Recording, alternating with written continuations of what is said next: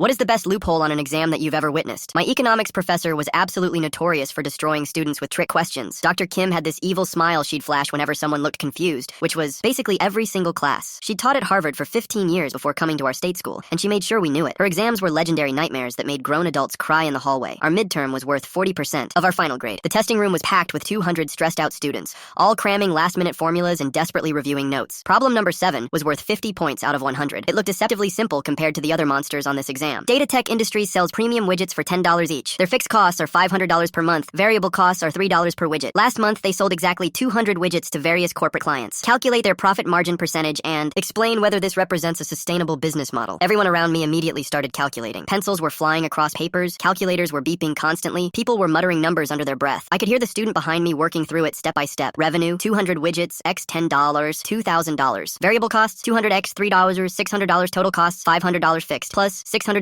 variable, $1,100 profit, $2,000, $1,100, $900 profit margin, $900, $2,000, 45%. People were showing elaborate work, drawing supply and demand graphs. Some even wrote full essays, analyzing market sustainability and competitive advantages. The girl next to me had filled 2 entire pages with calculations and was starting a third. Everyone seemed confident they had the right approach. I was about to start my own calculations when something felt wrong, really wrong. I read the problem again, then again. Something was bothering me, but I couldn't put my finger on what. Data Tech Industries sells premium widgets for $10 each. Wait, Data Tech Industries? I'd never heard of this company. Was this a real business or just an example? Then I noticed something everyone else had missed. At the bottom of the problem, in tiny 8-point font, was a single line. Use only information explicitly provided in this question. My heart started racing. I looked around the room. 1999 other students were deep in mathematical calculations, making assumptions about a business scenario they'd never questioned. But the problem never actually said Data Tech Industries was real. There was no evidence these sales happened. No verification that any widgets were actually sold. No proof this company even existed. The problem presented a hypothetical scenario, but asked us to treat it as factual data. Everyone was calculating profit margins for what might be a completely fictional company. I read the instructions one more time. Use only information explicitly provided in this question. The explicitly provided information was claims about a company, claims about sales, claims about costs, but no evidence any of it was true. I took a deep breath and wrote, cannot calculate profit margin. No evidence provided that Data Tech Industries exists, that these sales occurred, or that these costs are accurate. The problem asks to use only information provided in this question, but provides no verification that any of these business transactions actually happened. Without authenticated data sources, any profit calculation would be based on unverified assumptions. I handed in my exam after exactly 15 minutes. The student next to me looked at me like I was insane. Several people actually laughed. One guy whispered, "He's not even trying." I could hear furious calculating continuing around me for the next 2 hours. 2 weeks later, Dr. Kim walked into class with the most terrifying smile I'd ever seen. 47 students calculated detailed profit margins for Data Tech Industries, she announced coldly. One student questioned whether the company was real. She slammed my paper on her desk. In real economics, you'll waste months analyzing fake data if you don't verify your sources first. Always question what you're told. I got 100%. Everyone else got 0. Data Tech Industries never existed.